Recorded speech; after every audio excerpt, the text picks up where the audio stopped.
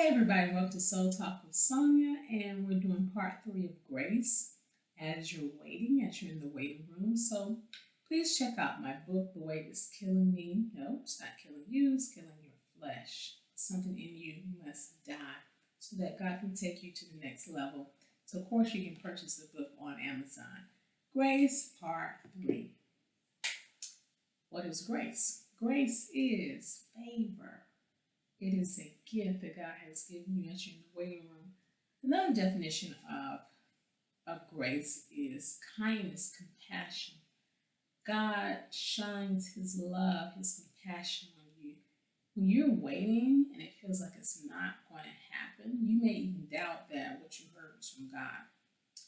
Because the devil brings doubt, he brings confusion. The Bible says he's the author of confusion to you so that you can get discouraged, so you can become depressed, hopeless. And God wants to bring light and love to you. So He gives you grace as you're in the waiting room. And He shows so much compassion on you, so much kindness, because He is a God of love. And so it's like, God, I've been waiting on this for a long time. It hasn't happened yet. I'm irritated. I'm frustrated. God, how do I do this?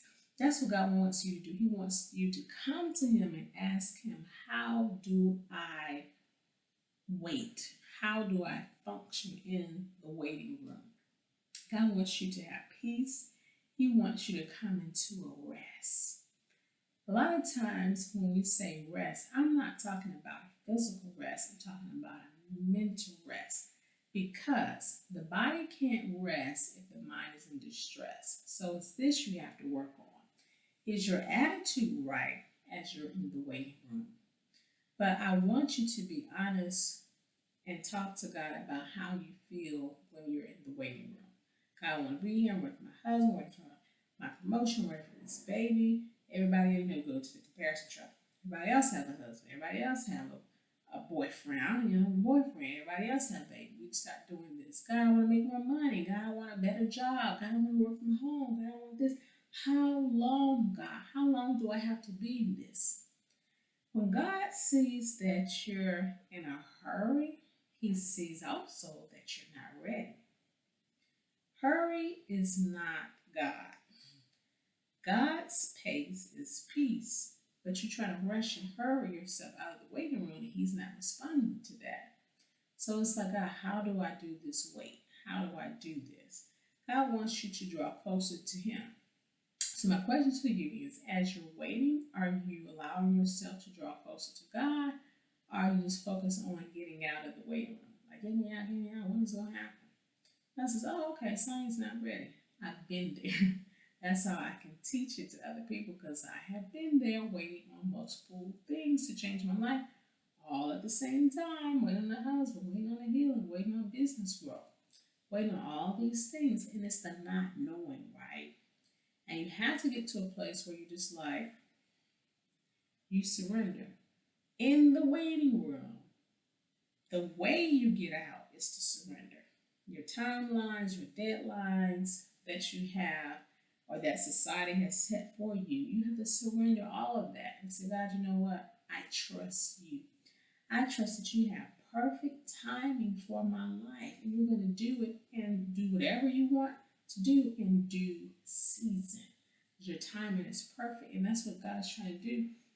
The way when He's trying to grow you, mature you, He's trying to get you to thinking differently. And so He's trying to change your mindset. He's trying to get you to surrender. So God, you have this. I believe that you have this. You had me in the last way, so surely you have me in this way. Whatever you're stressed about, overwhelmed about, give it to God. Believe it. We do this dance, right? We give it to God, then we take it back and we start worrying. Then we give it to God, we take it back and start back worrying. God wants you to just leave it. Surrender everything, every concern to God, because He's concerned about what concerns you. But He wants you to trust Him. He wants you to draw closer. When you're focused on God, the waiting room is not going to worry you. Because you surrendered. Oh my God, whenever you do it, that's when you're going to do it. So again, I want to say I'm in the waiting room now. I'm waiting, but I'm not in the waiting room. So we talked about the difference between when you're in the waiting room and when you're just waiting. So in line at Target, Walmart, that's just waiting. In the waiting room is when there's been months and years. It's when God has given you a promise and it hasn't manifested yet. It's when you're frustrated, irritated, doubt comes in. You're like, is God going to do this? Was it even God that I heard? You're frustrated, irritated, all those strong emotions. That's the waiting room. Not Target, Walmart, bank. That's nothing. We can handle that. That's easy because you can see that. Okay, I'm number 3 in line. Oh, well, I just have one person in front of me. That's different, right? So I'm waiting. I'm not in the waiting room right now, but I trust God.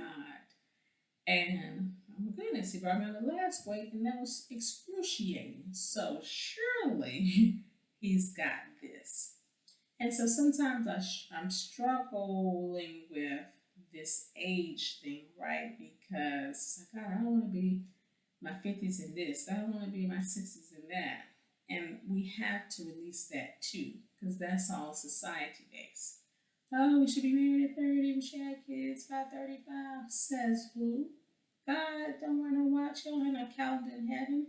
He don't have no planner in heaven. He doesn't have any of that.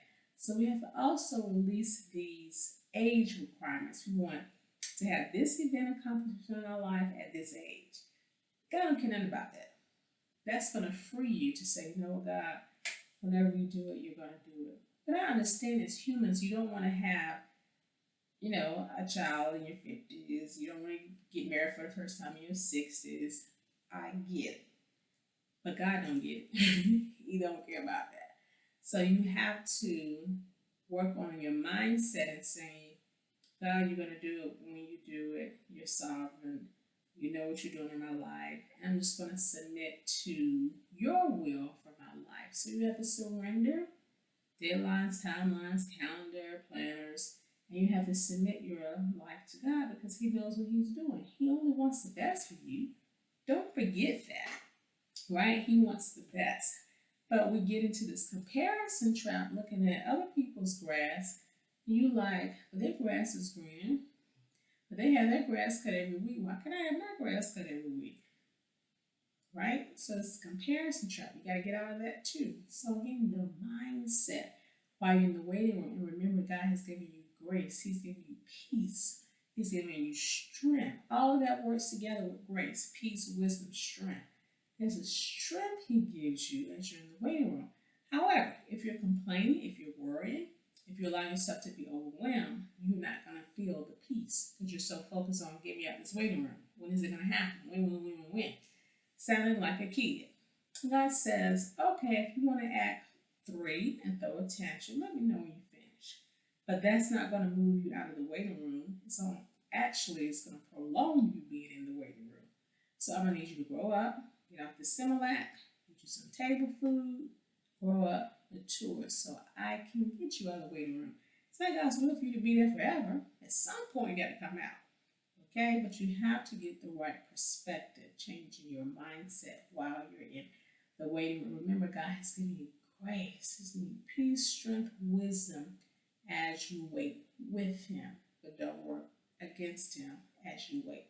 Embrace God's grace. So check out The Wait is Killing My Flesh on Amazon, and I see you for part 4 of Grace as You Wait.